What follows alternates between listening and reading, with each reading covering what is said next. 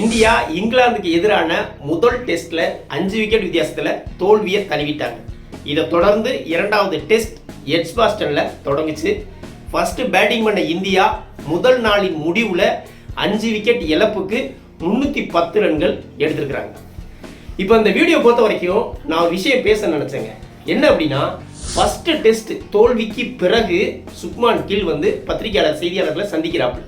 அப்ப என்ன சொல்றாப்புல அப்படின்னா, எங்களுடைய மேல் வரிசை பேட்ஸ்மேன்கள் தங்களுடைய பொறுப்பை உணர்ந்து ஆடணும். ஏன் அப்படின்னா, கீழ் வரிசை பேட்ஸ்மேன்கள் அவ்வளவு பலம் இல்லை. நான் 147 ரன்கள் அடிச்சுட்டு ரிசர்வ் பண்டு கூட ஆடிக்கிட்டு இருந்த போது நிலைமை நல்லா இருந்துச்சு. என்னுடைய பேட்ல இருந்து கூடுதலா ஒரு 50 ரன் வந்திருக்கணும். ஆனா அது நடக்கல. அவுட்டே ஆக வாய்ப்பில்லாத ஒரு பால்ல நான் அவுட் ஆகி வெளியேறினேன். எப்படி அவுட் ஆகுறோம் அப்படிங்கிறதும் ரொம்ப முக்கியம். அணிக்கு சதம் அடிச்சா மட்டும் போதாது, மேற்கொண்டு அணியை கூடுதலா ரன்களை அடிச்சு எடுத்துட்டு போகணும். அவுட் ஆகுற தவறை மட்டும் செய்யவே கூடாது அப்படின்னு தன்னையே பலிகடாக்கி தோல்விக்கு தானும் ஒரு காரணம் அப்படிங்கிறத அழுத்தமா சொல்லியிருந்தாப்புலங்க. ரெண்டாவது டெஸ்ட் தொடங்குது.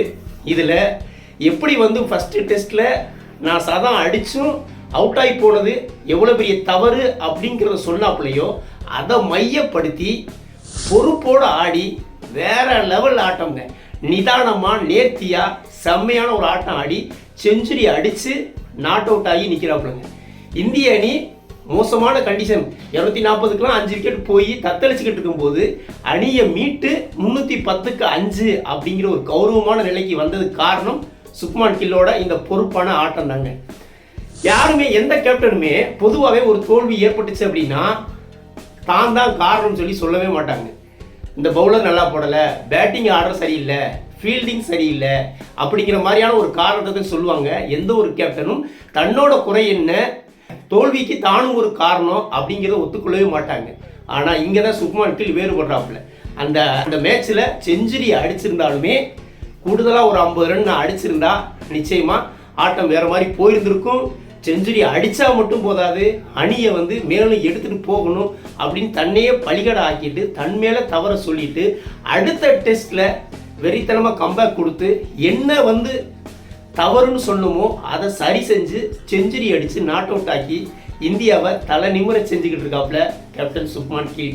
கேப்டனுக்கே உரிய ஒரு முக்கியமான ஒரு குறிப்பிடத்தகுந்த ஒரு ஆட்டத்தை ஆடி இருக்காப்புல. உண்மையாவே இந்தியாவுடைய பிரின்ஸ் நம்ம சுப்மான் கில் தான் அப்படிங்கிறத எந்த மாற்றமும் கிடையாதுங்க. தாம்பீர் சுப்மான் கில்லை கேப்டனாக நியமிக்கும் போது பல அதிருப்தி, பல விமர்சனங்கள் வந்துச்சு. இப்போ அதெல்லாம் தவிடுபடியாகி சுப்மான் கில்லை நியமித்தது சரிதான் அப்படிங்கிற ஒரு டோனுக்கு இப்போ நிற்கிது. இன்னும் களத்தில் ஆக்ரோஷமாக செயல்படுறது, களத்தில் வியூகம் அமைக்கிறது, இந்த மாதிரி ஒரு சில விஷயங்களை தன்னுடைய அனுபவங்கள் மூலம் கற்றுக்கிட்டாப்புல அப்படின்னா இனி நீண்ட காலத்துக்கு இந்தியாவை வழி நடத்துறது இந்த சுப்மான் கில்லா தான் இருக்கும். வீடியோ பிடிச்சிருந்தா லைக் கமெண்ட் பண்ணுங்க, குறிப்பாக சப்ஸ்கிரைப் பண்ணுங்க. மற்றும் ஒரு வீடியோவில் சந்திப்போம். நன்றி.